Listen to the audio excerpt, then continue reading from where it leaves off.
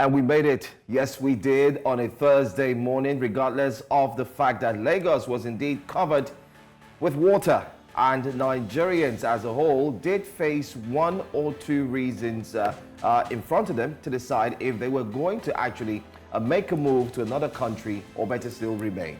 It was a conversation that started off yesterday, especially while en route, leaving the office and going straight back to the island. We did see a lot of things, so many, that indeed traumatized some of us.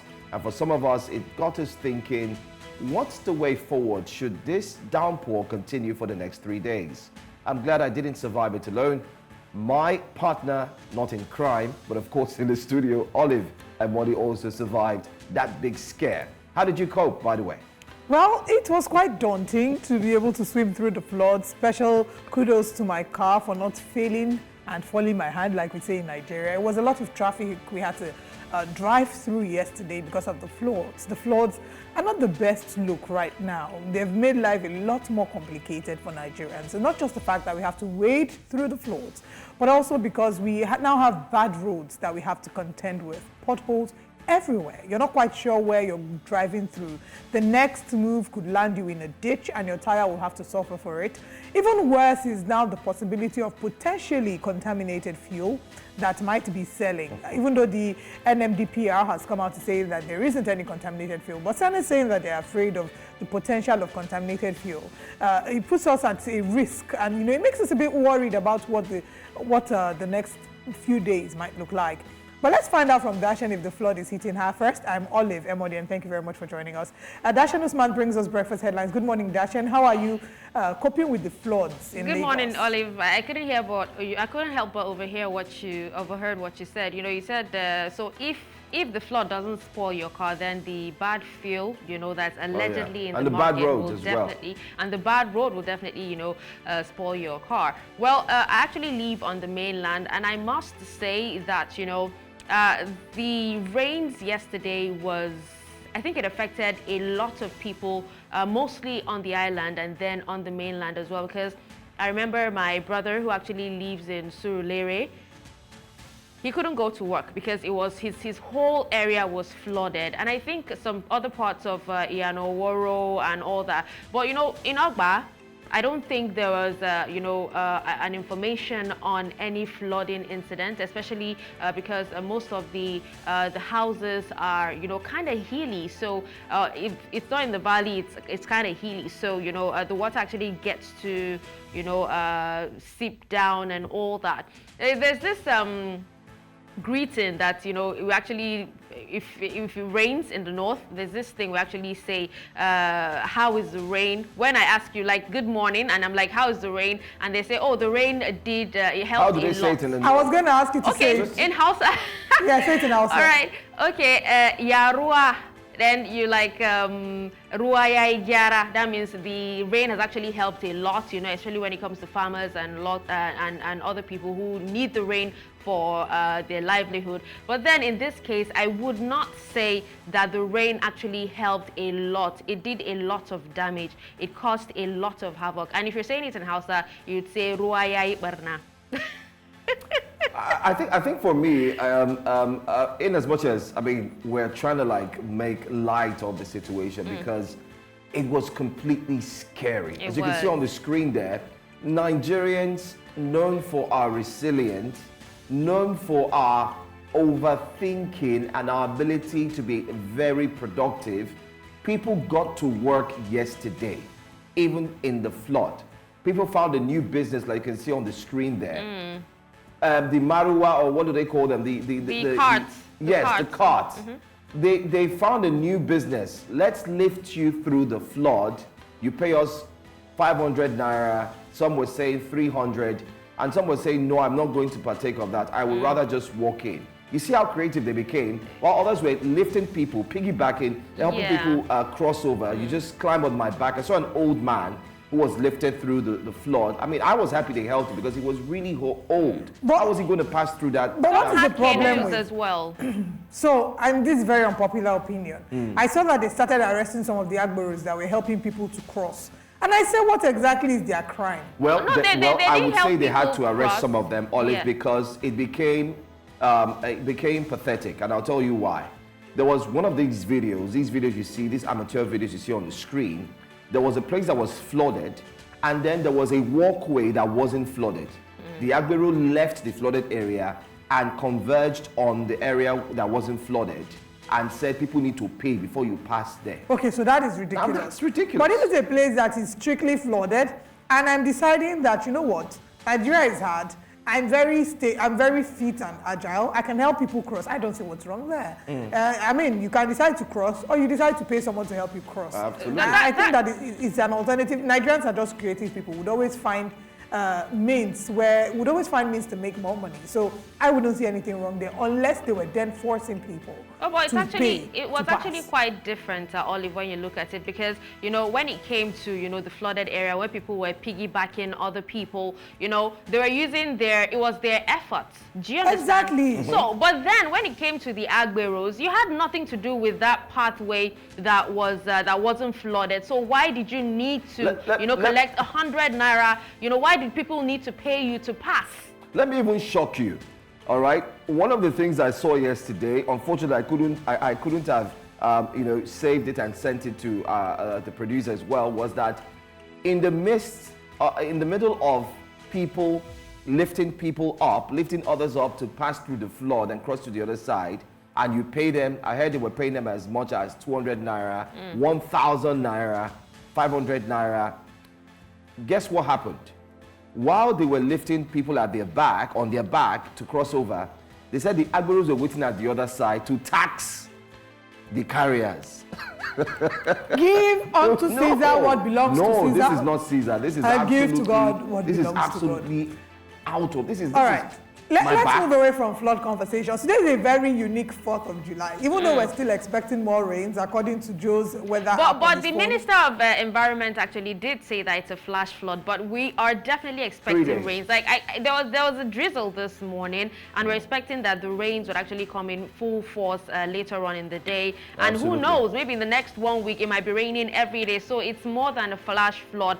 And this is something that we've actually talked about on and on every year in, year out. Let's be proactive. What can we do to be able to, make sure that this flooding doesn't affect too many people, the following year? But what we see is, after all the rains come and then people suffer, they get palliatives, and then the cycle continues over and over again every year. They really get palliatives.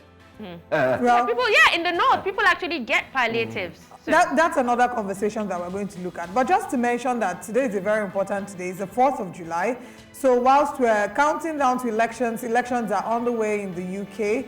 It's going to be the battle for the prime ministers. There's going to be a battle to decide who the next prime minister will be. We've seen Rishi Sunak. I saw a video of him allegedly sharing food on the street, and I think it was burgers, and I said, wow, so this thing is a global something. It was so funny. And then whilst the UK is trying to work out its elections, that's the clip there, Politicians are they're all the same. They're the same everywhere. Are people looking for, is it sharing food that people are looking for? Is that what people need to make a decision? What is your manifesto? You said there'll be less tax cuts. You have several things that you want, you and your party hope to do for the UK. Let that speak for itself. It's not by sharing burger. And I hope that Nigerians can see it's not just here it happens everywhere. But we must be smarter and wiser, not allow politicians to fool us with sharing burgers and all those kind of things. Another peculiar thing, in the UK is the fact that there's so many Nigerians, contesting in the elections as well. And, so many Nigerians who are in diaspora are actually excited about this. Absolutely. I mean, it's not just, I think that there are two major things happening today. Whilst elections is happening in the UK, today the 4th of July is America's independence. Yeah. And there's no way we can say that Nigerians are not linked to this, because we have a number of Nigerians in the UK, we have a number of Nigerians in America, those who went abroad to have their children. Today is celebration for a number of them. So it's quite an interesting day here, but we are going to be battling with our flood, and we'll come back to talk about what some of the big stories are this morning. Dasha, thank you for joining us. You bring us breakfast headlines shortly, but let's share what the top stories are.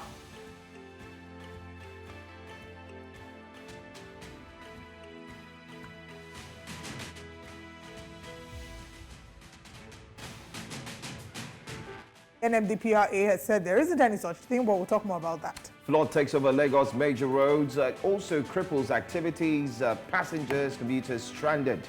House of Reps unveil 1-year scorecard. Well, let's see how well they have said performed. They did very well. We'll talk about that as well. And of course, the UK general elections 2024, it's today. And we'll have, of course, our correspondent live joining us all the way from the UK. And the newspaper front pages where you get to be a part of the conversation because we open the phone lines. All these and more on Breakfast Central. Now let's bring you breakfast headlines.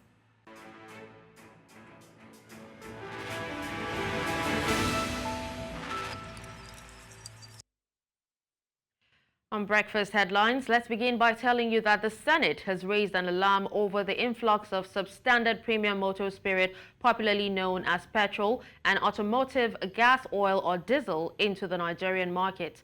In a matter of urgent national importance, Senator Asukwo Ekpeyong observed that on June 16, 2024, a report revealed that 12 diesel cargoes conveying a total of 660 kilotons of diesel were exported by refineries to offshore Lome, Togo, for further distribution to West African markets, mainly Nigeria. Now, according to him, the quality of the said diesel was below the Nigerian standard in terms of flash and sulfur levels. Of money to maintenance of Nigerian refineries. Now we have refineries that are working, and a Nigerian who believes in the future of our country at a time when the pressure on foreign exchange is so strong that the naira is plummeted every day. A Nigerian find comfort in the words of in this particular paragraph to continue to issue licenses for the protection of substandard, dangerous chemicals in the name of diesel. Mr. President, I want to say that we demand that we need. The frightening security situation across Nigeria topped the agenda at the National Assembly on Wednesday, with the lawmakers shocked over heinous suicide bombing attacks that took place in Gwoza town, Borno State on Saturday, 29th June 2024. The lawmakers blamed the recent suicide bombings in Gwoza town on the failure of intelligence on the part of security forces.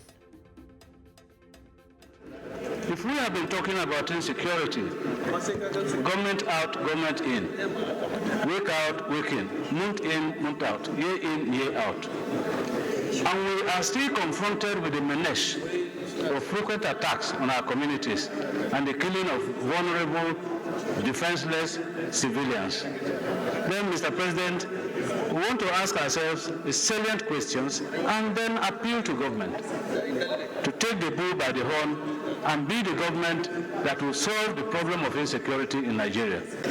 Previous service chiefs diverted money to build universities in their various communities. Those are the kind of resources that should have been used to procure modern technology. The former Speaker of Nigeria's House of Representatives, Yakubu Dogara, has dismissed claims that lawmakers are overpaid, saying their monthly take-home pay is inadequate to sustain them. The former Speaker, while speaking during the House of Representatives' open week session to mark their first legislative year anniversary, says that there is a need to clear the air over the take-home pay of federal lawmakers. I don't know whether they have increased it, Mr. Speaker, but when I was there, my salary was not up to 400,000 naira a month. So a young man in my constituency said, "What is this thing about number 4 in Nigeria? You mean this is your salary? I can even hire you to work for me." So, you see, even when we talk about the allowances that people think they are humongous, too much money.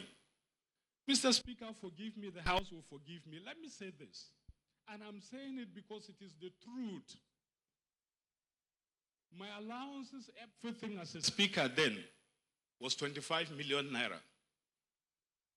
I don't know if Alhaji Atiku is here. He was my accountant. South Africa's new unity government under President Cyril Ramaphosa was sworn in on Wednesday, the first of its kind in the country after 30 years of rule by the African National Congress, ANC. On Sunday, Ramaphosa unveiled his highly anticipated coalition government, which includes the leader of the former main opposition party, and sees the number of ministries rise from 30 to 32. Government of national unity is to consolidate on the things that we were doing in the past, but make sure that, again, because there will be expectations that there must be new things, there must be further development. But I'm fortunate that I was in the previous government, so I know exactly where the challenges, where the gaps are, and to work with the new team to say how do we support the department to be able to perform optimally. People into employment and being able to grow the economy. I intend to turn the agriculture sector into a growth area, both growing. And that's all on Breakfast Headlines. Now it's back to Joe and Olive. Thank you so much, Dashin, for those stories. And most importantly, the senators are talking about their salaries and what they take home. I can see you're laughing already. During his time, he talked about 250,000. Somebody said he could employ them. I think my question is, why are those representing us at the chamber, whichever one, why are they running away from this conversation or this debate? That's not just the only video. I did see another one yesterday where a senator said he was ready to push. He was trying to sue someone on social media. I mean, he called it social media. I mean, we do understand. It's fine. Because I was trying to depict, what is he saying? Is he saying social or social? Because he said social. But then again, I found out that he said social, was trying to say social media. And he's trying to sue the person because the person went on social media and said that they earn above XYZ amount, which they don't earn. And I'm worried, I'm perturbed.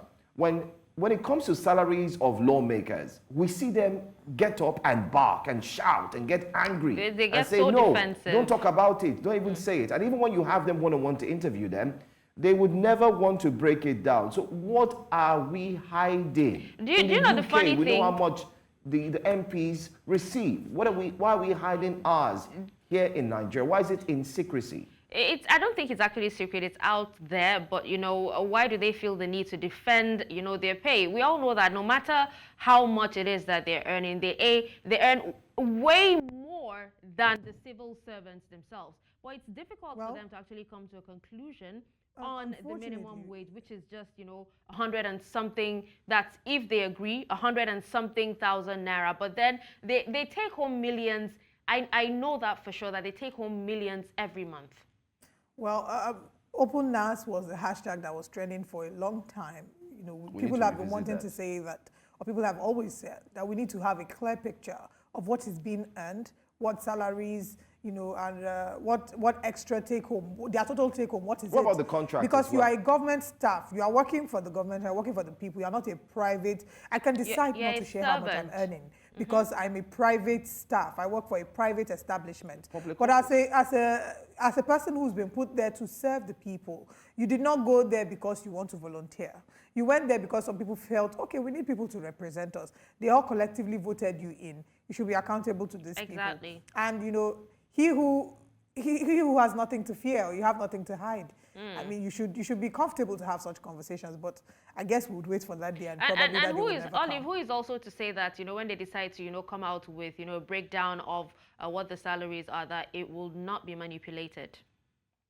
The problem? I think we should push for a motion.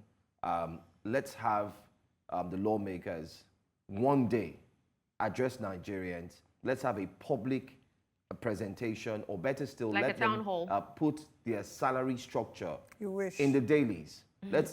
Seriously, let's know, because you saw what the EFCC boss said recently, that he's so afraid that if you and I, all of us here, if we see the monies that are being stolen on a daily basis, even him, let me use the Gen Z language, he's shook. He's shaken. Well, he's no believer. I like the wishful thinking. And he said, especially by the end of a budget cycle. Exactly, at the end of the budget cycle, and this. Remember that the current president of the I'm talking about Senator Gwoza. Remember when he was actually invited to speak on that issue where we had, remember Pandey and the likes, where he was feigning that he had fainted. Where is he, by the way? Where's Pandey? Okay, we're going to be looking at our lawmakers shortly. We're going to be looking at their achievements. They've reeled out their achievements. They've unveiled their first-year scorecard. Nigerians, are you impressed with your lawmakers? Would you say that in the past 1 year that you are proud of the work that they have done? The same way that we had the ministerial scorecard and we had the opportunity to rate our ministers is how we want to rate. So maybe you should go on Twitter, on X, tweet at News Central TV and let us know who your best performing representatives are and your worst performing representatives. And we'd love to maybe take your tweets on air. So tweet at News Central TV, who are your best performing representatives and who are your worst performing representatives. We're looking at, our senators, our lawmakers in general, really. Let's award them, the ones that need to be applauded and the ones who need to be called out and asked to maybe step up their game. Let this be some sort of a wake-up call. Thank you, Dashin, for joining us. We'll go on a quick break now. When we come back, we'll be heading into our top stories this morning.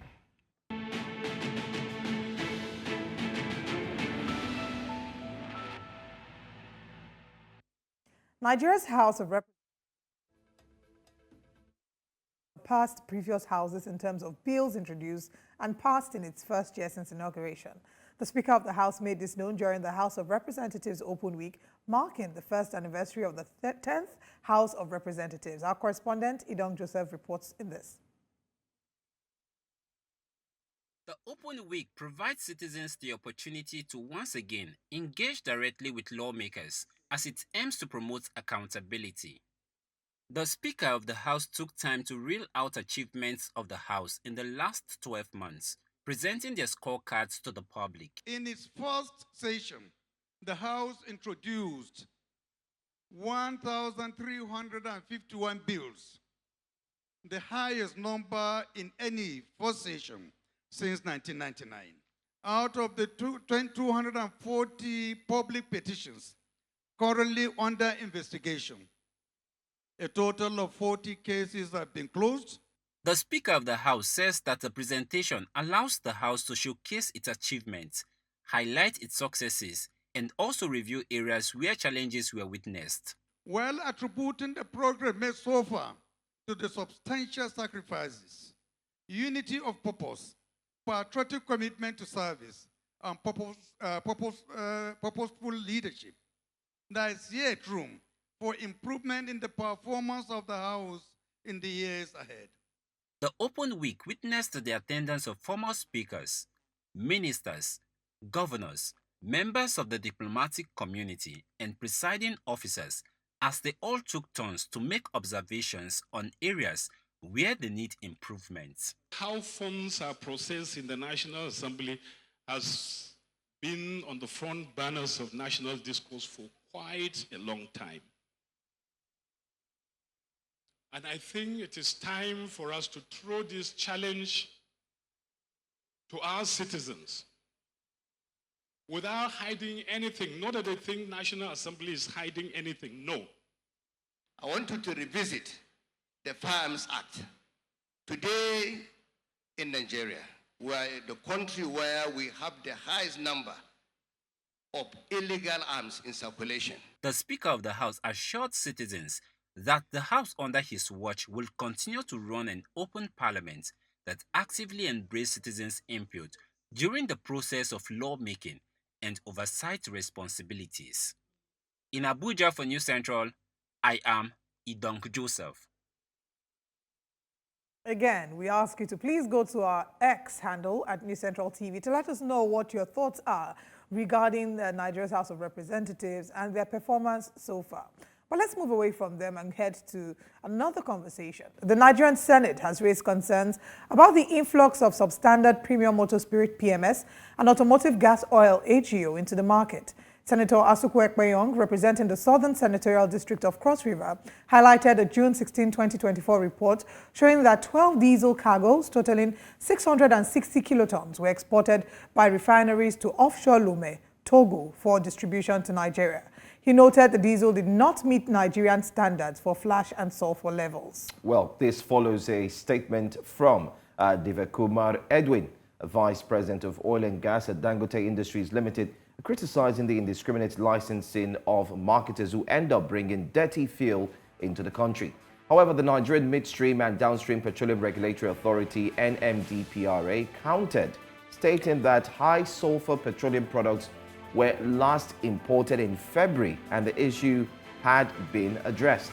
The Senate has established an ad hoc committee to investigate the report. Well, this morning on Breakfast Central, we are joined by Professor of Climate Science and Environment in River State University, Port Harcourt, with specialization in energy use and, of course, air pollution. Professor Precious Ede, thank you so much for being here this morning on Breakfast Central. Thank you for inviting me to your show. Let's take a look at bad fuel. I mean, for as far as we know, we've seen a lot of complaints, especially in the early time of this year, 2024, even 2023.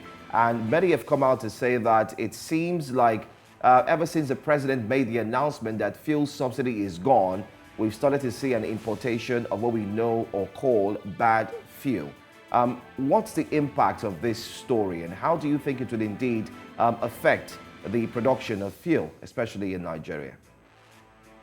Yeah, this story is shocking. It is shocking because we are just about to begin to receive PMS from Dangote refinery and the Port Harcourt refinery. Both have been slated to begin production of this fuel. Already Dangote refinery is producing diesel.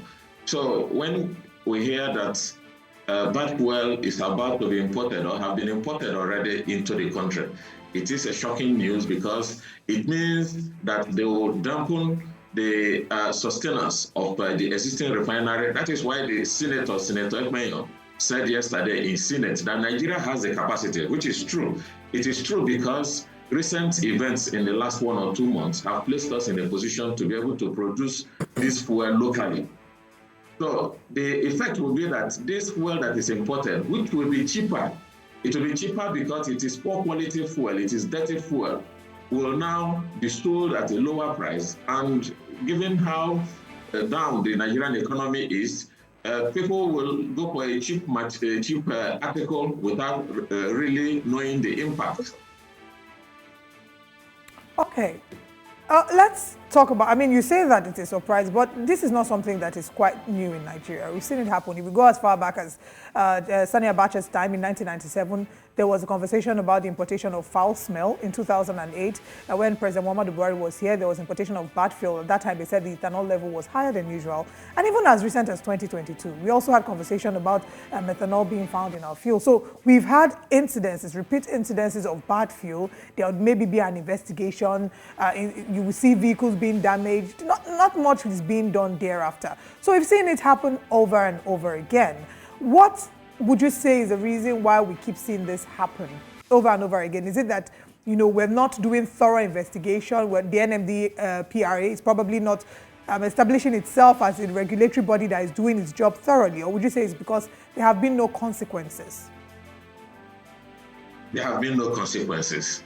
That is the primary reason. But in terms of the authorities doing their job, in this case for fuel, it is the Nigerian Midstream and Downstream Petroleum Regulatory Authority. It is their duty to see that they don't license somebody who will bring in fuel, and if somebody does that, that he is sanctioned. But in the past, there have been no sanction. We all remember what happened about 2 or 3 years ago in 2022, January and February, when Nigerian market was flooded with substandard fuel that was imported from Belgium with very high methanol content. And nobody was called, you know, nobody was sanctioned, nobody was punished, nobody was stopped from even further importing fuel. So there is a lax in the regulatory system of the country. But remember, if you have ever brought something into Nigeria through the ports, it is not just the Nigerian Midstream and Downstream Regulatory Agency that is there. You have all sorts of agencies. You have Standard Organization of Nigeria, you have Custom, you have all of them standing by. Nothing passes without their, you know, peeping into it and ascertaining that this can be allowed into the country. So it is a complete breakdown that, you know, in our surveillance and regulatory system that have led to us suffering periodic import of foul-smelling fuel that is actually dangerous. The smell you hear there is sulfur content It's high sulfur that causes fuel to have a peculiar odor. And when it is very high, especially with methanol itself also have its own peculiar odor. That's what you smell. And that odor is very, very injurious. It can cause catarrh, it can cause headache, it can trigger asthma, it can knock engines, car engines. It's not all car engines that are suitable. Look, methanol is added to fuel normally at about 15%, and that is what the regulation says in Nigeria. But the ones that we have on our filling stations that causes problem are usually above that 15%, and they are cheaper. That is why they are brought into the country. And so when you bring in something that is cheaper than the locally produced ones, it means you are driving the price of, you are challenging the local industry not to survive. You know, that's the implication. These people are bringing, that is dumping, they are merely bringing substandard products into the Nigerian environment so that they can make quick profit. So I want you to talk again about sanctions. On whose table does the burden lie? And I ask this because, I mean, we've seen in other countries. I remember some years back when Volkswagen was also implicated for, you know, they had failed their emissions test. And then we saw that whilst they recalled these vehicles, they paid damages. And even to people whose vehicles had been, you know, damaged, they paid a certain sum. So, you know, what sort of damages or what sort of sanctions should be imposed? And who should these sanctions be imposed on? Is it, you know, the people who are the ones, is it the people who are the ones importing the fuel? You know, what kind of, are we even considering the people's vehicles who are getting bad? And how can we effect these sanctions?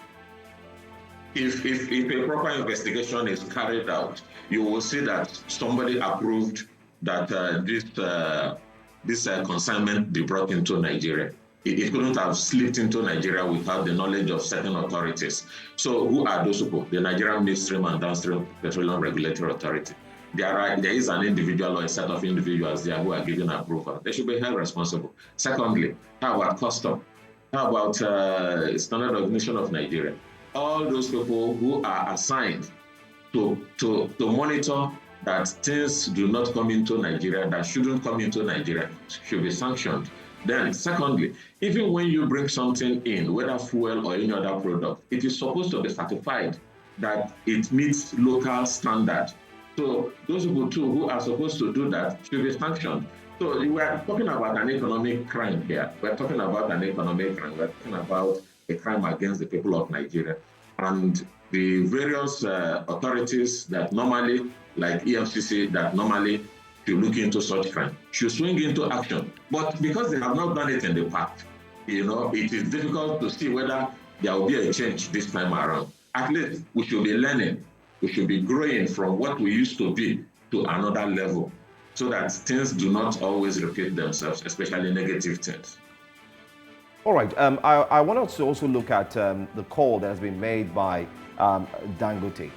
In the past few weeks, apart from what took place 2 days ago, where he talked to the CBN about the 30% interest rate, which indeed will cripple businesses and will not help the economy grow. And we're certain that that also was what he said concerning his own business. But then let's also look at another conversation where he did talk about marketers who are looking to boycott the products that will be coming from his refinery. Many have said that there seems to be some form of power play here in the Nigerian oil and gas sector. I mean, we've clamored, we've craved, we've prayed for us to have our own indigenous oil refinery. And here we have one, but yet it seems like it's not yet uhuru for even Dangote himself.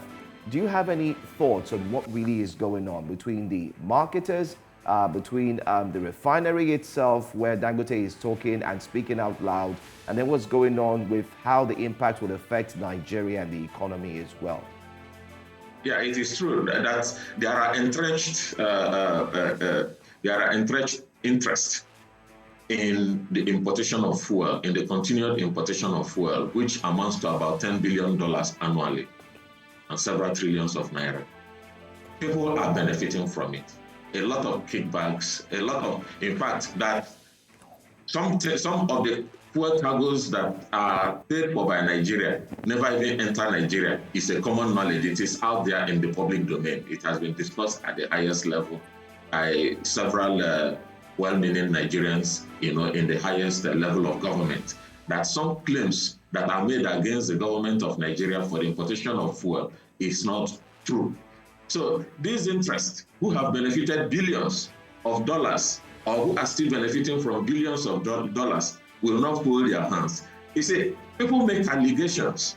When they make allegations and the authorities that should look into those allegations do not take steps to punish those identified, they continue to perpetrate those crimes and continue to run the economy down through what they are doing. So, because you have this thing, and it has been going on for years, for over 30 years, Nigeria have been importing fuel. Even when the local refineries were working, because they were always operating at below capacity, we always had to import fuel to augment. But in the last 5 or 6 years, we import 100% diesel and diesel, kerosene, and PMS into the country. So the people now have a very large pie that they sit on, and they wouldn't like anybody to dislodge them. But that is why we have the Nigerian state with all the apparatus, whether security, regulatory agencies, and commissions, to prosecute and identify and prosecute all those who are committing this economic sabotage.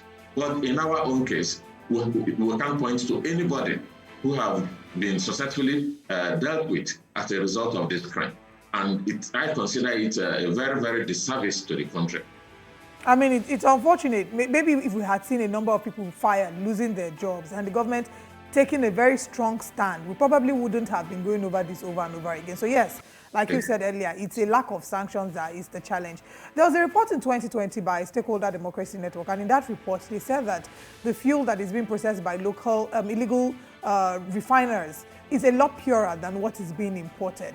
So is it maybe time to then bring in these illegal refineries into the conversation and see how we can maximize local refineries? What's your thought on that? I'm smiling because I have done extensive study of artisanal refinery in River State and the Niger Delta as a whole. I have some publications on that. And I will not agree totally with any person who claims that the artisanal refineries produce better fuel than proper refineries. It is not true. But even among established refineries, whether Nigeria or overseas, and among artisanal refineries, they have grades of fuel.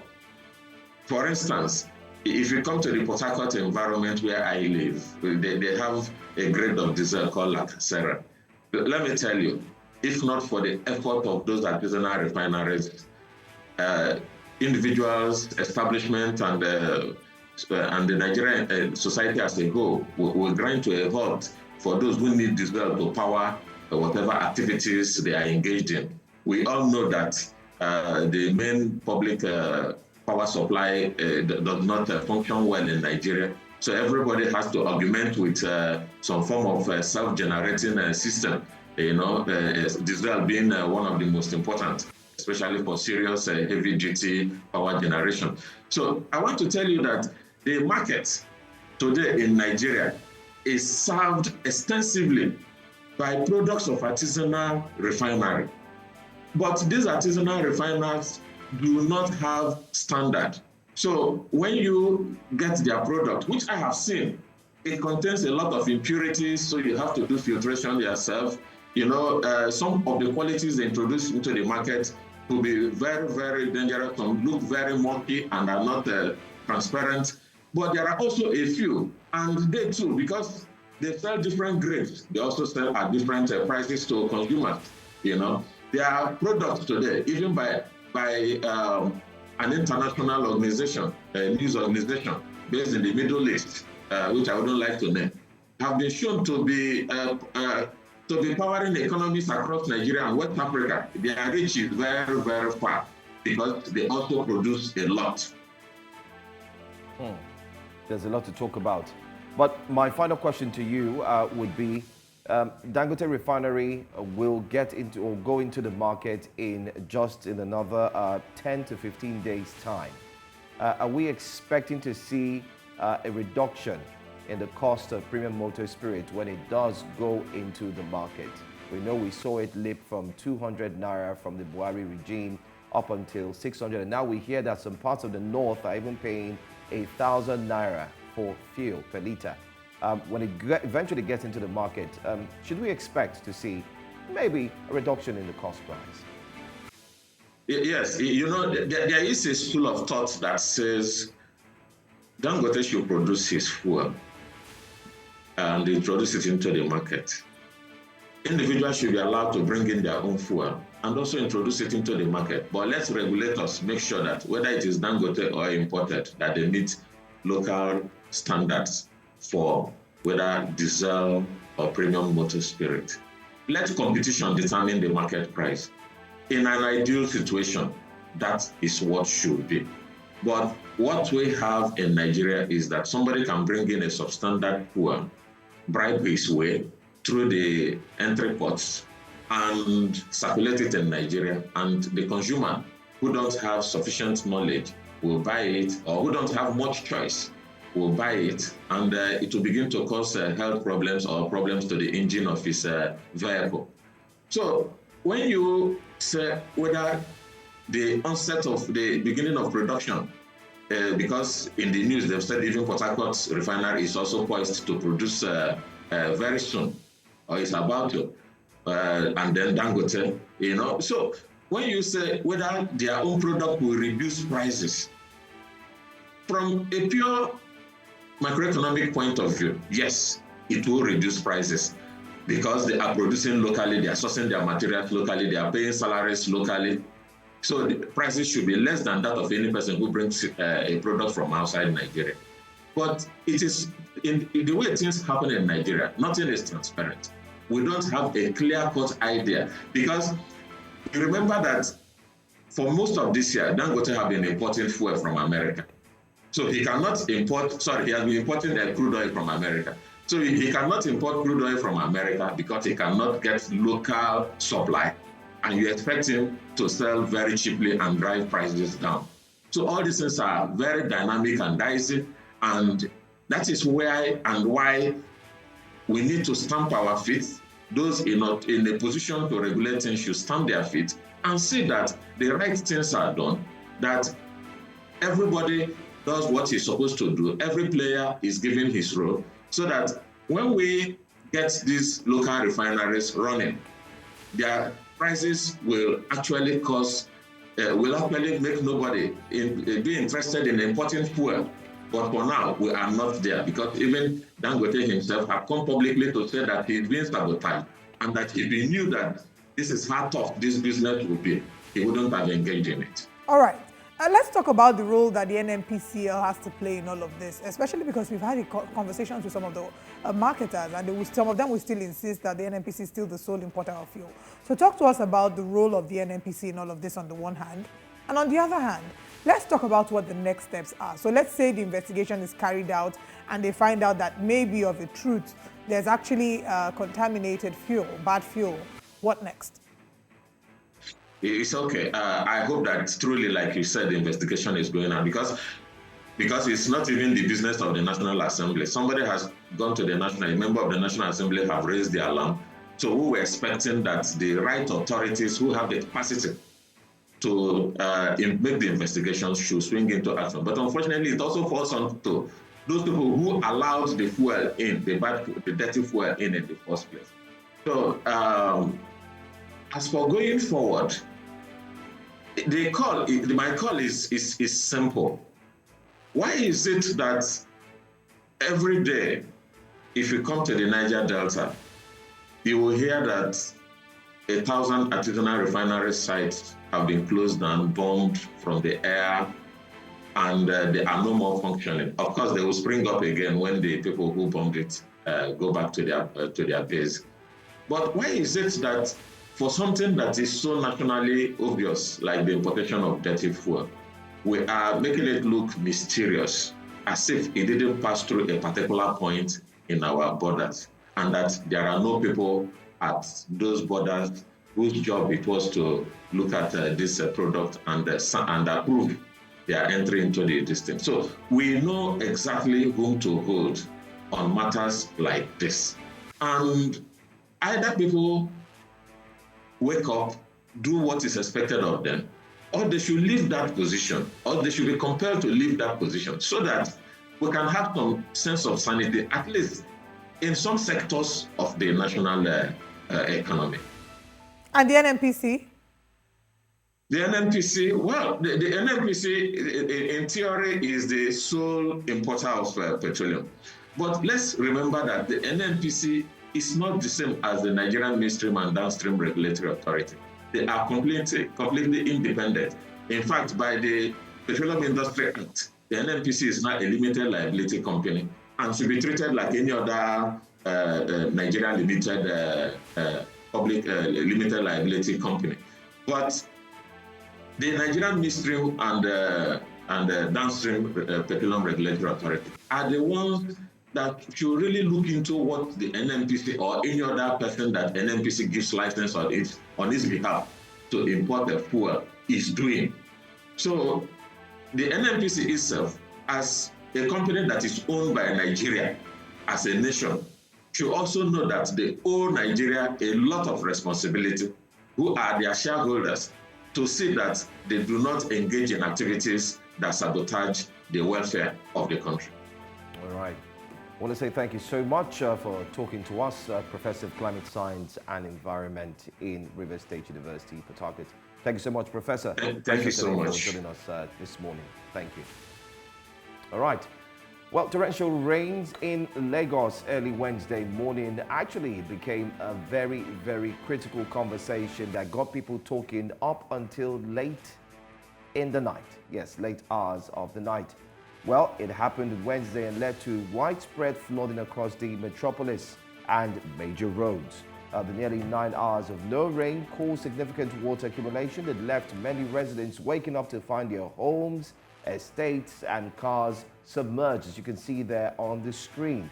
Now, key roads like Iyanowoshoki, Third Mainland Bridge axis, Lasu, Iba Ojo Road, Awolowo Road, Ikeja, Papa Bagada Expressway and Lagos-Ibadan Highway were also flooded, by the way, making it difficult for pupils, students and of course workers to leave their homes. The Lagos Commissioner for Environment and Water Resources, Tokunbo Wahab, called for calm and safety measures to be taken by residents. He advised residents against driving through flooded areas, noting that just 1 foot of flowing water with a high tide is enough to sweep away a vehicle regardless of its occupants. And it's a very interesting conversation that we're having this morning. And unfortunately, even though he wants us to avoid driving through flooded areas, we cannot avoid it. For a number of us, I mean, Joan and I, the kind of work that we do, we can't work remotely. We can't say, dear HR, please find attached my absence of leave of work, leave of absence today because of the flood. We can't present the show from our bedroom, so we have to be here. But yes, it is a problem. The flooding is a challenge. It's a challenge because the rainy season has just kicked off. July, yes, is meant to be a rainy month, but I don't believe that in the past few years we've seen rain this intense. The impact of flooding on the environment, the impact is severe. We see that lives of people are threatened. We've seen floods take away people's lives, those who are carried in the floods. Many people lose their houses as their houses are overtaken by floods. Last year, we saw what the floods did to Bayelsa, how 1/3 of the states was seemingly submerged in water, such that people had to start raising funds to be able to help the citizens in Bayelsa State recover from the damage that was done. We saw Timi Dakolo and a number of other Bayelsans rally to the rescue of the state. So it's important to talk about this. Because flooding is very, very, very dire. Beyond even seeing the impact on the threat of lives, people lose their source of living, people lose their houses, people lose their cars, and it does a lot of damage to the cars. Yes, they would advise that as much as you can, you should stay at home if there is a flood because it does irreparable damage to your car, and mechanics will go home smiling to the bank account. I mean, I did see that video that I loved. I had to post it on my social media. You know, that guy that was singing, "What shall I say?" And then they put it there that mechanics correctly. Like we said, even though we're making light of the situation, a lot of people have not slept right from yesterday because their homes are flooded. So there are many situations to this. There are many cases that has led to the calls made from the Senate. The Senate yesterday had called on Nigeria Meteorological Agency, that's NIMET. The Senate called them to quickly make available to Nigerians reports of torrential rainfall so Nigerians can plan their movement and so on. And NIMET, I do recall, 48 hours earlier had said that we're going to experience 3 days rainfall. 3 days. It's going to rain heavily for 3 days, back to back to back. Like I also checked my phone this morning. It said I should expect rains today as well. I do not know if it's going to be as heavy as that of yesterday, but of course we need to expect it. We're in the rainy season. But that's not just all. Aside of the Senate summoning a NIMET, and NIMET providing these informations to you Nigerians, earlier this morning we were to be joined by Lagos State Environmental Protection Agency representative, but unfortunately, due to time and scheduling, he's not able to join us now as we speak. But hopefully, we'll get him across, and hopefully he will join us. If not on Breakfast Central, you can also catch him later on in the news bulletin, where he will be talking about the mitigations, the processes, the plans that the Lagos State governor and, of course, his agency are putting in place so as to help Nigerians to manage the situation. This same flooding did take place in Dubai. We did see what happened in Dubai. A lot of issues, properties, buildings, roads, cars, everything submerged in water. We've seen this also happen in India as well. I did see a video just 2 days ago where a family was in the middle of the storm of the water, and it was raging very heavily and swept the entire family. It was actually at a wedding. And we do hear that out of 9 persons that were swept by the water, only they were able to find only 4 of them. The rest of five actually lost their lives. They were able to also recover their bodies. But we haven't heard of any death since yesterday's flood, and that's a good news. However, we do feel that a lot needs to be done. Our drainage system is in a pathetic situation. It is in a complete disaster, and it needs to be looked into. Using bottles, plastic bottles, PET bottles after drink and throwing them into the gutter and so on has led to so many you know what's problems. wild? So many. Even using the PET bottles is already a problem, because that's why in countries like Rwanda and Kenya, they're very strict with their plastic bottles. Oh, yeah. They're very strict about how they allow you use polythene bags. They wouldn't even allow you cross the airport with it. If we look at the plastic bottles and the impacts that they have on the environment, these plastic bottles cannot be broken down. They do not have the facilities to be broken down. When they are broken down into microplastics. These microplastics sometimes are then absorbed by the earth, and then what happens? It goes down and finds its way to connect into the water, or it releases very harmful greenhouse gases. Now, sometimes it gets into the water, and what happens? Your fish eats it. It's broken down into microplastics in your fish, and then you cook it and you then consume it. Either way, the plastics are harming us. They're killing us. And I'm hoping that in the nearest future, we can start to see alternatives to single-use plastic. And we can then see more conversations about recycling, having glass bottles. Like in certain countries, they would not allow you, I mean, in the UK, for example, you can't shop and then they'll give you a free bag. You'd pay if you have to get a bag. So I'm hoping we can get to the point where we can start saying, okay, what in Lagos State, for example, the move had already been made where they said, oh, no more. For a while, I saw that happening where they'll tell you no more using of single-use plastic. I think a law had been passed. I'm not quite sure. Even styrofoams. Yeah, it's but guess what? But it was temporary. It was temporary. Yeah, it's back. It's back now. We need to get used to people going around with their plates to buy food at restaurants.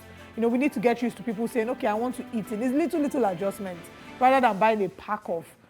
That's why I started using water dispensers in my house, because that way I was able to reuse the bottle as opposed to buying single plastics and then drinking and throwing it away. We do have a poor management system. Let's be honest. And I won't totally blame consumers. I would say it's the system, what we've met on the ground. Yeah, the system is normal. You recall during Marwa's time, when you board a bus, the bus had dustbin, the bin case, the bag there. And I recall many times, I mean, I grew up in Surulere and all that, so driving, when you get into the bus, the driver will be begging you, please don't throw anything outside. Put it in the bin bag. And Nigerians all of a sudden were used to it. You know, when people eat, they were eating either whether it's a snack, and because the moment you throw it out, they had put, you know, bodies, agencies that were waiting for anything to I be wish we can go back out there. of your bus. Because you know what's very, very mind-boggling? You would think it's the uneducated people that do this. It's even the educated people. I once was parked behind someone who was driving an SUV, a fancy car, and seemed like a really educated person. And the person wound down, finished drinking from a bottle, flung it through the window. And guess what I did? I came down from my car, I walked to the window of the person's car, had a good look at the person, picked it up, showed the person, and went and threw it in the can. Hopefully that will send a message to let the person know that you should be sensible enough to know that if you eat, when I eat things in my car, I drop it in my car. Leave it there. Until I get to a place where there's a trash can. That's then how I it should can be empty done. it and put That's it in how, the trash can. if you're in my car and you're eating, I tell you, please, when you're done, don't throw it outside. Exactly. Drop it there. I would do it for you. Don't worry. Don't be bothered. I'll do it for you. I've seen a case where someone drove early hours, were coming to work, and stopped and took out this bean bag and threw it on the road. So Meanwhile, I chased after him. Good. I honked my horn, and then I got closer to him, wound down, and I said, "Why?" Do you know what he did? What? He poured me water, and I just swerved. Did you see the video on on social and media I said, of wow. the house where they came out during the flood to actually pour trash?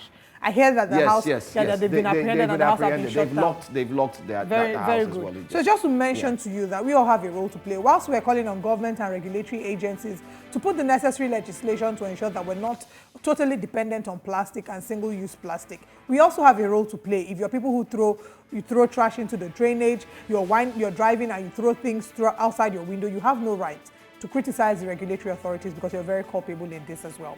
Anyway, we'll come back to talk more about the flooding, but we hope that things get better for us here. Let's share with you a recap of the conversations we've had this morning.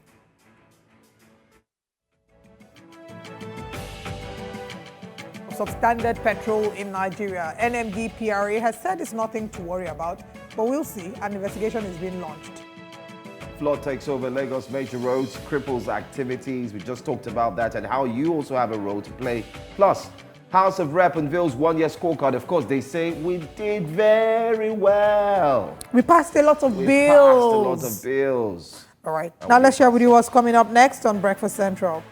UK general elections, the hot topic 2024. What's up for the Tories? And the newspaper front pages where we open the phone lines and you get to call and be a part of the conversation.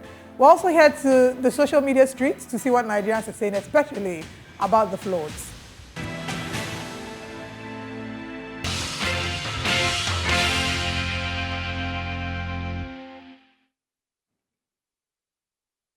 It's good to have you join us here on Breakfast Central on News Central. And this is where you can join the conversation by going ahead to dial the phone number on the screen as we will be presenting to you the front pages of the newspapers. We'd like to hear your reactions as well and what you think about each and every story we would be actually taking a look at. Joining us this morning is CKN, Chris Kende Wandu, publisher CKN News. He joins us as we look at these stories one after the other. Thank you so much for being here and good morning to you. Thank you very much for having me. I mean, just off the record, so while we're off air, we saw the Samoan deal being signed and how civil society groups and some of the lawmakers are angry and agitated why Nigeria will sign that deal. If you do not know about that deal, we'll tell you about it in the course of reviewing the front page. Let's take a look at our first paper this morning. Let's go straight to The Punch. That's our first paper for today. And The Punch has it there, fresh on the front page. Businesses grounded, house collapses as flood overtakes Lagos. You can see the pictures there. It was indeed a worrisome situation yesterday. It got a lot of Lagosians thinking if they need to relocate. I did hear some people say, maybe I need to leave Lagos and go elsewhere. Southeast leaders step up moves to free Nnamdi Kanu. There was a last story that indeed broke yesterday evening/night, where some of the Southeast governors had said that Nnamdi Kanu is ready to abide by any in quotes, any condition being given to him by the federal government. Father, son remanded for allegedly stealing 75 million naira from Lagos firm. Wow. Senate probes $4 billion refineries repairs, hazardous diesel import. You know, anyway, I'd like us to touch on that first. But before then, let me take a few more. National Assembly scores federal government low on budget implementation. National Assembly scores federal government low on budget implementation. Customs intercept 1.6 billion naira military wares rifles from Turkey.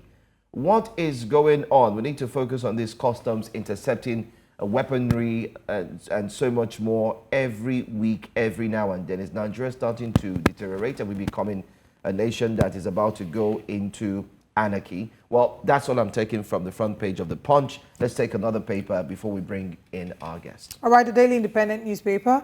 Federal government unveils model to realize planned $1 trillion economy by 2030. Benue government imposes 24-hour curfew on Ukum local government area. Bandits kill 7 in Ukum, 4 in Gwoza West local government areas. Federal government moves to avert SSANU and NASU strike. Slates meeting with officials. Tinubu advocates collaborative governance at Reps Legislative Open Week. Dogara clarifies salary allowances as former Speaker of House. Obasanjo denies discussing Nnamdi Kanu's release with Southeast governors. Wow, woo. Okay. 2023 general elections. Anger trails APC's non-payment of legal fees to lawyers. Lagos government urges calm after 9 hours of torrential rainfall. Despite protests, Discos again hike tariff for Band A customers.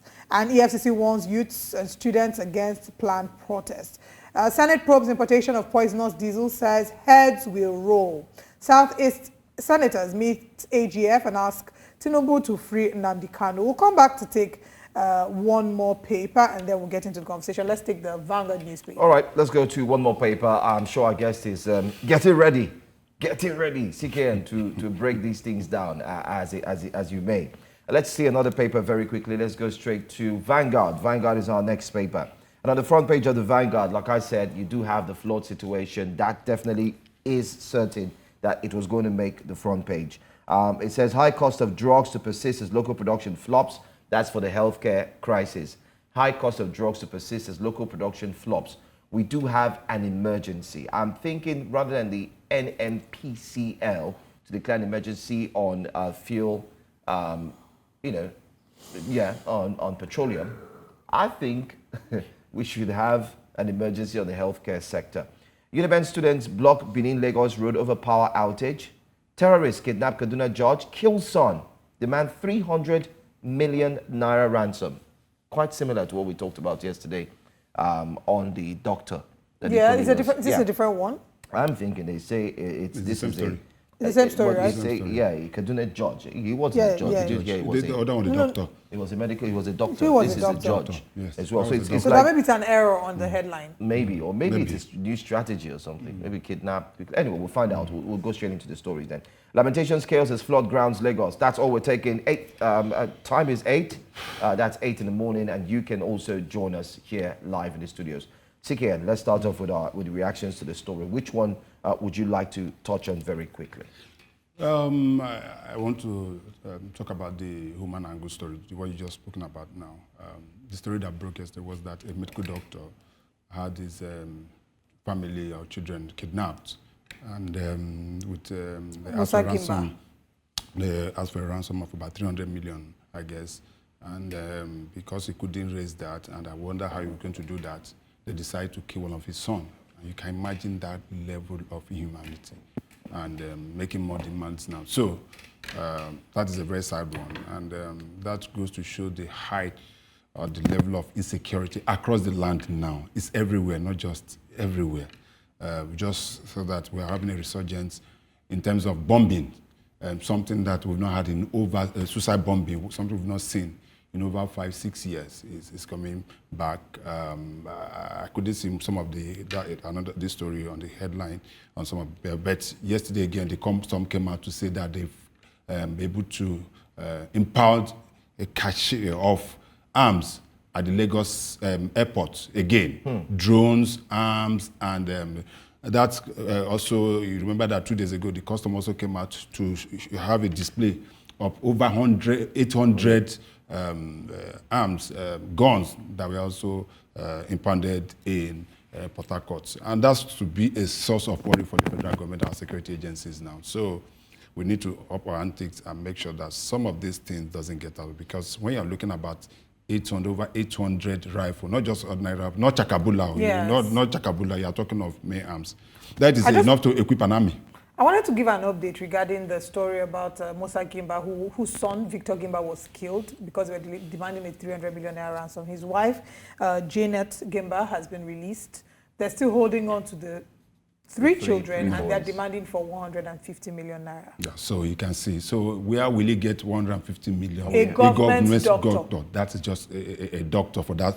And this is somebody that saves lives. Not even that he's a politician. He's not a businessman. So now it's not even about. I don't even know if they're targeting people. It's just anybody who their hand touch. It's not a question. No, I don't think that way. Most often than not, these people just think that they are not smart. They're smart. They get information. They don't just go and just pick anybody. Most of the time, especially in this kind of situation, definitely there must be some level of information. Somebody must have passed on information, and they must have done their own investigation, ranking, and the rest of them. They now pounce. If you look at it, he probably is not the only one living in the whole of the state. So how come that he was the only one? So they have, the notion they have is that, because probably he's working in government, they think that he's a big man in government. They don't even know what he does. They don't know that he's just an ordinary doctor. They think that probably he's a big-time politician. Probably has a vehicle that has government numbers attached to it. And those are the bets. As I said, the level of insecurity in this country is getting out of control. We are still talking about, after the last bombing in Borno State, we are still talking about 24 women, 24 people that we are told we are strapped with suicide, yes, explosive. Yes, till now we've not been able to find where they are. And we don't know where they've gone to. God save us. But our security agencies should be able to, the police, the DSS, everybody within our security architecture should be able to. This is not the time for individual, every individual arm of the security agencies to just think we can do it alone.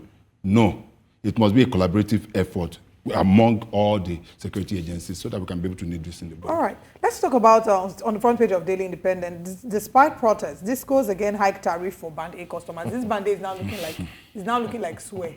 It's now looking like a problem. Without trying to sound modest and my choice of word, you're taking the words off my mind. It can't be like they swear for some people.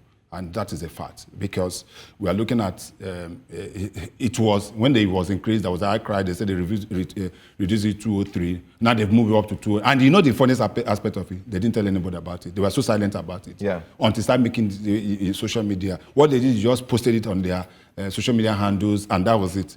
I am within an area where they said, I belong to Band A. I did not get any information to that effect. And I think their quest for doing that, they're quiet because they say they just moved it by 3 naira 50 kobo. It is not 3 naira, it's 209. It was 203. I think it was 203 before. It was actually, it used to be. Yes, it was 206. 206.80. Okay, they moved it to now they move it to 209. The fact remains that why is this increase? Even in my area, in my so-called area, they say that they have they're giving within Band A. For the past 1 week, I've not had life. I've been having what they call low current. I've made report. I went to the office somewhere in my area. They say I should. This is the fee, whatever. They gave me what they call the SR, whatever number. Till today, Ikeja electric or whatever they consider. I'm not saying. At the end of it on, they are moving. So, and when you look at this issue passionately, you come to ask yourself, what is wrong with us as a nation? For goodness sake, what is wrong with us? They'll tell you, for Band A, you are supposed to have a minimum of not less than 18 hours in a day. Yeah. But do we get that? Do you get that? You remember that the NEC or whatever had to find the Abuja electricity at a point, because what they claim to be Band A was not what they are giving the people. So it wasn't even banding on anything. So it is quite unfortunate. And we have a government sitting down, we have a regulatory agency sitting down, they're doing nothing. And these guys are just taking us for a ride. We are talking of increment in petroleum subsidy, we are talking of increment in electricity. Till now, the issue of salary, nobody's talking about the issue of salary. That one has gone, practically it has gone, everybody has gone quiet. I said nothing. And you ask what is up, and I said it. Just the fact that there was supposed to be a tax bill in Kenya. They trooped out. The young ones trooped out. And I continue to ask, what is the problem? You know, here I asked a few weeks ago, I was asking, and you relatively answered me. I say, our problem, is it that of leadership or followership? And you say it's both. You say both. I remember that. So I tend to agree with you. Because how can we as a people continue? This country is the most, I believe Nigerians are the most patient people I've ever seen on the face of the earth. Because we're resilient. We're so resilient, and that is why our government, our leaders are taking us for granted. Because they know that whatever they throw at us, of course, we will take out. God did it. Sorry to cut it. You know what I said? No? I said tomato went up because of Nigeria's resilience and ability to run through the cracks. They adjusted to using cucumber.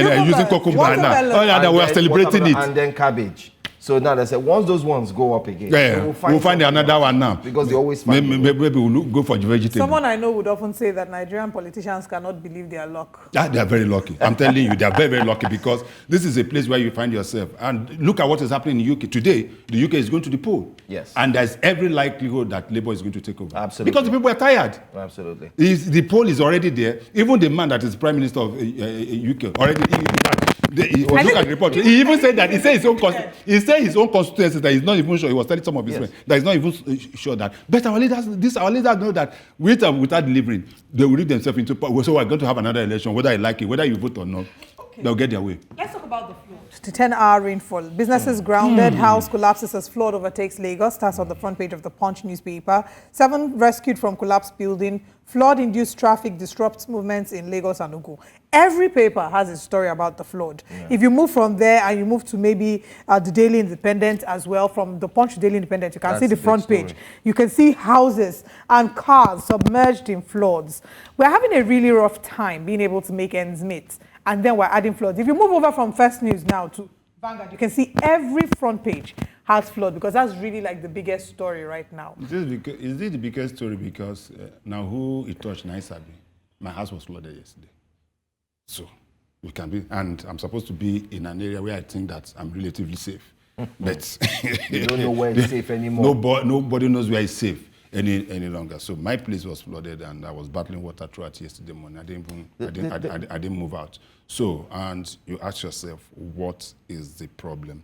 The commissioner, I try as much as possible to praise the Commissioner for Environment in Lagos. So I've been trying a lot to, but I've come to realize also that apart from what he has trying to do, some people are also sabotaging the effort of government. And that's a fact. In my area, some guys who think that they are very close to government, Lagos State government or whatever government power, have decided to build houses where flood was supposed to pass. And they look at you and say there's nothing you can do about it. I'm telling you, I'm talking of my own area, which is just about 5-7 minutes drive from here.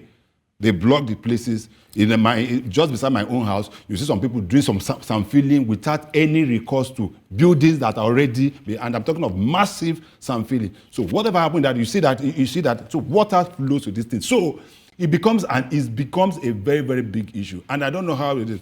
A child died yesterday. Oh, from the report. I thought there was no death. No. A child died. Okay, from the house collapse. No, not the house collapse. Oh.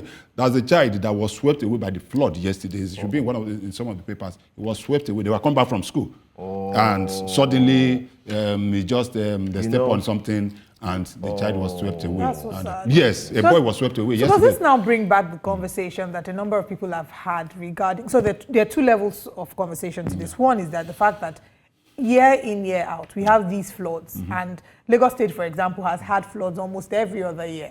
And maybe nothing is being done about it. Some others would then argue that at the time when the government said that they were demolishing buildings that were built on the drainage, that Nigerians were complaining. And so in that case, we're not sort of helping the government. What would your reaction be to that? The fact that it's been a long time coming. And is this maybe a time to start having conversations about the buildings that have been demolished or the buildings that will be demolished, even though a number of people would argue that that there was some level of politics to it? The buildings that were demolished, who gave the approval? That's a question to ask yourself. So if you answer that question, then, because I can tell you for free that practically no house, except few. You can't start the construction of a house in Lagos without getting some level of approval. And where does it come from? Ministry of Land, Ministry of Environment. Somebody must have signed off this. When they were building those buildings, what did you do as an agency of government? It wasn't like it was building one remote village where you cannot see. So your staff or agents have been going out because they go around. You see them most of the time. They'll mark it red and just write something. Before you know it, 3 days later, the whole thing has. Remember what happened at the collapse of that? Is it 40 or how many stories? 4 score this thing in Ikoyi. You remember this thing that happened in Ikoyi? Yes, it was Fosco now, where they said, they asked the guys to stop work. But he continued building and nothing was done until it collapsed. So the staffs or the government officials within these ministries and agencies should cover their eyes, their face in shame, because they know what happens. Most of them are so corrupt that what they do is just get their own get their own court, and just close their eye to some of these things. I asked you a question. Yes. When this destruction was ongoing, when they were destroying these houses that were already erected, and he said they were blocking the drainage systems. My question was, even when some of the owners came out with the documents, like the one that was destroyed at Mende here, and we had some of the victims here, they came out with papers and documents saying, see, we got the approval. Till today, we've not heard the Lagos State government say XYZ person has been apprehended or arrested for having approved illegally these structures. Because there's no how on that document you won't see the name of the person who signed and stamped. You see the seal. It's signed and sealed. The most corrupt, most often we continue to say police is corrupt, because the police is corrupt. One of the most corrupt agencies in Nigeria is the Ministry of Lands. Ministry of Lands. They are so corrupt, and I tell you to Lagos. If you go to these agencies, the ministry, and see what happens there. In fact, most of them live like lords. They live like gods. They are so rich, even at this lowest level at the ministries. They are so rich because of the way they make money. You come there, you want to make inquiries, you want to get these things, they frustrate you. You go there time and time again, you are talking about your CFO and rest of them, they frustrate you. In fact, you cannot even assessing them is a big problem. So that is the level where they place themselves, especially those in Lagos. I'm talking of Lagos State now. I've lived practically 57, I'll be 57 in August. I've lived all my life in Lagos. But if you see, the governor is doing all his best within the ministry to be able to, in fact, they've gone as far as try to digitalize the system now. But you'll be sure that some people within that system will frustrate that effort, because once that work, then you'll be taking food off their business. So that's what. So most of them, when we talk about, they built, they didn't build. Yes, the commissioner of environment came out and said, we're going to demolish. They demolished and gave reasons for them. He called them to a meeting. I was showing them, they are not supposed to pass. So. But the question I asked, when they were building, what did you do?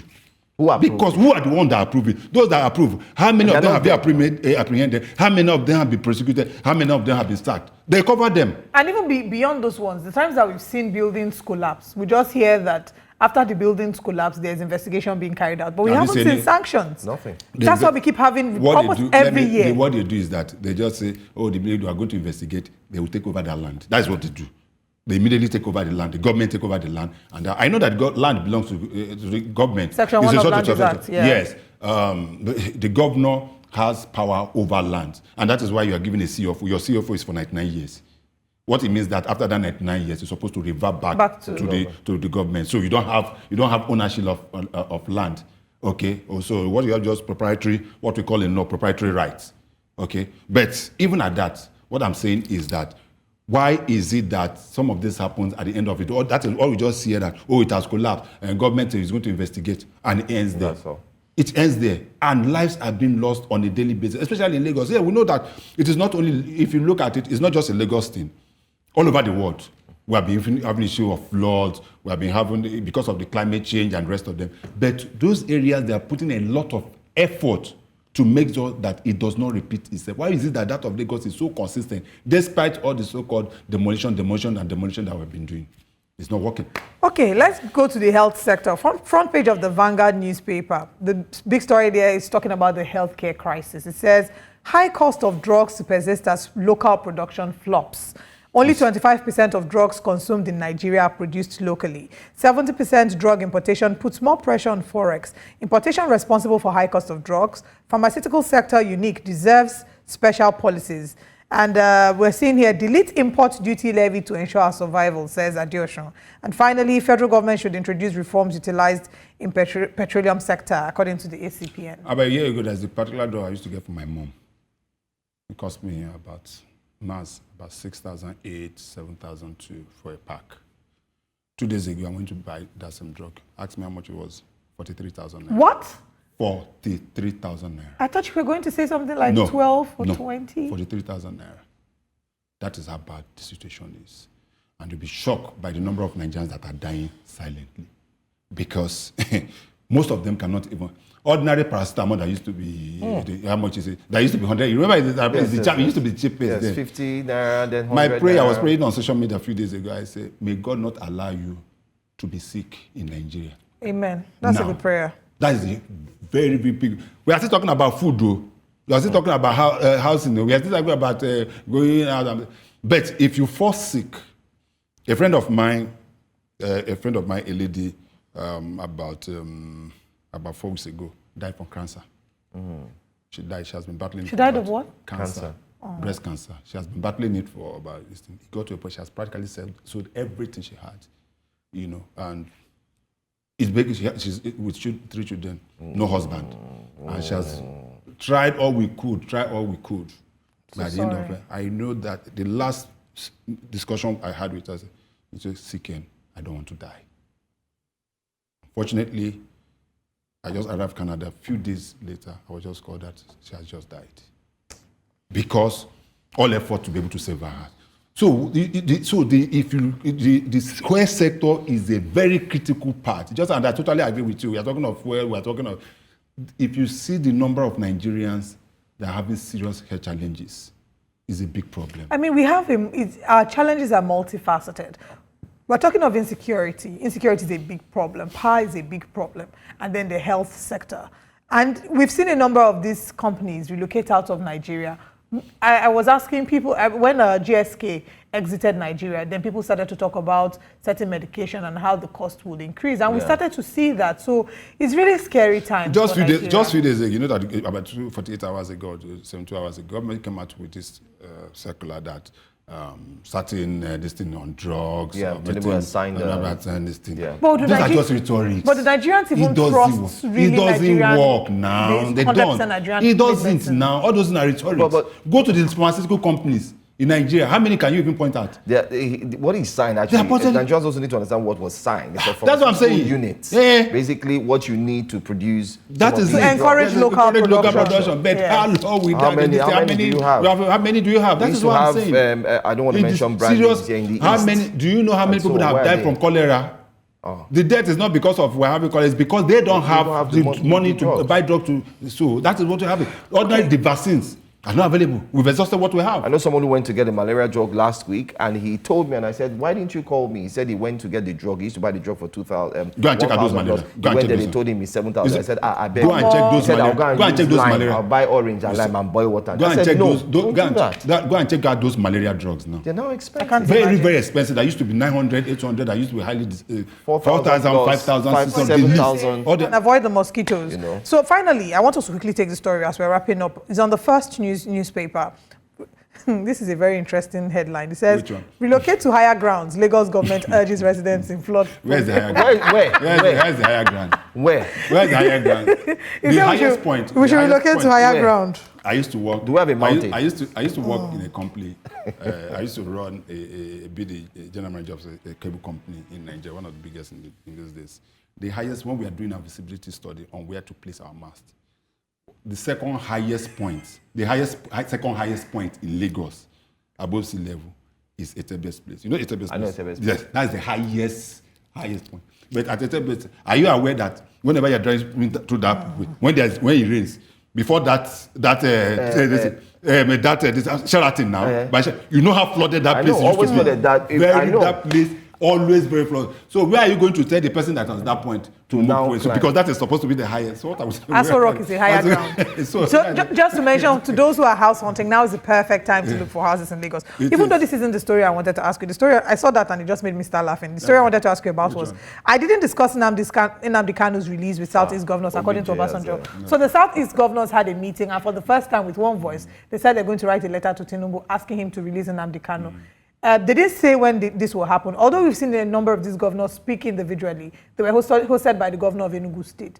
Obasanjo was allegedly or reportedly there, right? And according to the media, the reports that we're seeing was that, he was in support of the conversation. But he's saying now that he didn't discuss any of this I saw the press statement by the Southeast governors. I don't think there was anywhere they said Obasanjo supported. It was just the paper. So it's the papers that reported that. No, the assumption now. We assume a lot. Occasionally, how can he be there and we wouldn't discuss it? No. But they even taken it further. I know that yesterday, some senators from the Southeast also met with, I think, the AGF to be able to. And the guy himself has come to say, at whatever cost, I am ready to just to let. So are we looking to see an Nnamdi I'm not in government. I'm not the president. But I've always said time and time again, the solution to this problem is not through the legal means, it's political. And I believe that those in power, the government, the president, and rest of them, the AGF said, we see it through. And no. Listen to what happened to Igboho. Where is Igboho today?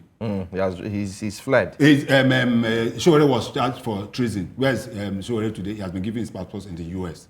I think the same political discussion should be had. We should have that discussion around Nnamdi Kanu, especially now that he seems to have renounced most of his hardcore stance on issues like, and they have said it time and time again, because people are taking advantage of Nnamdi Kanu and perpetrating a lot of evil in the Southeast. The killings are not by his followers. There are people that he has denounced. He has denounced it several times.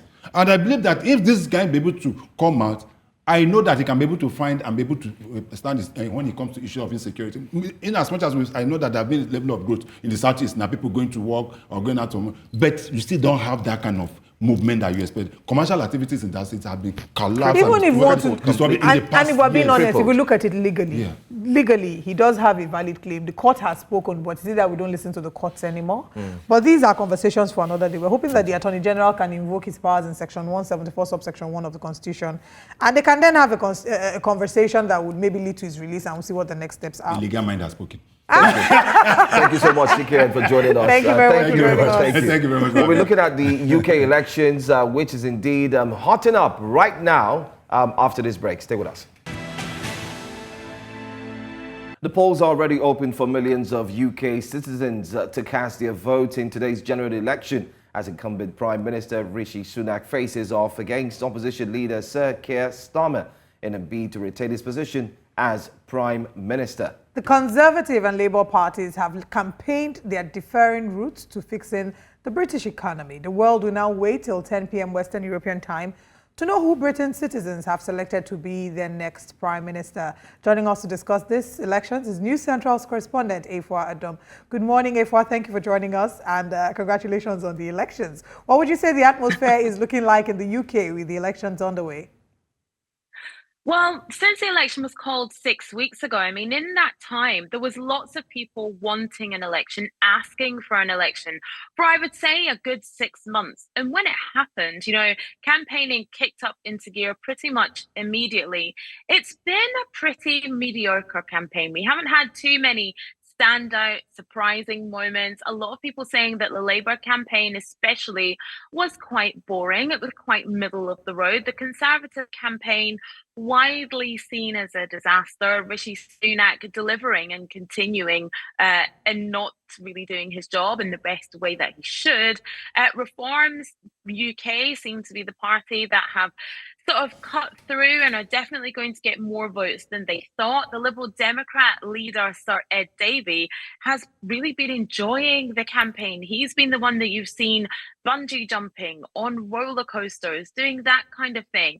So it's been a bit of a strange one for the past 6 weeks, but now people are hungry for change. I was out yesterday on the streets of London, vox popping people, and change was the word that I heard from every single person I spoke to, that people want a change. What is this change that they want? What does the change look like? What are some of the complaints, the most complaints that you've heard? Well, the biggest issues in the UK when it comes and when candidates are at the doorstep are the cost of living crisis, the state of the National Health Service, immigration and environmental issues. Those are definitely the big ones that people are concerned about. And, globally, economies have tanked all over the world, and the UK has not been exempt from that. We're the slowest growing economy in Europe post-pandemic. And, we've had high inflation, the cost of living has gone up exponentially, especially in the capital city of London. And so people want more for their money. They want better housing conditions. They want to be paid more. They want to be able to afford food. The use of food banks has gone up exponentially across the country as well.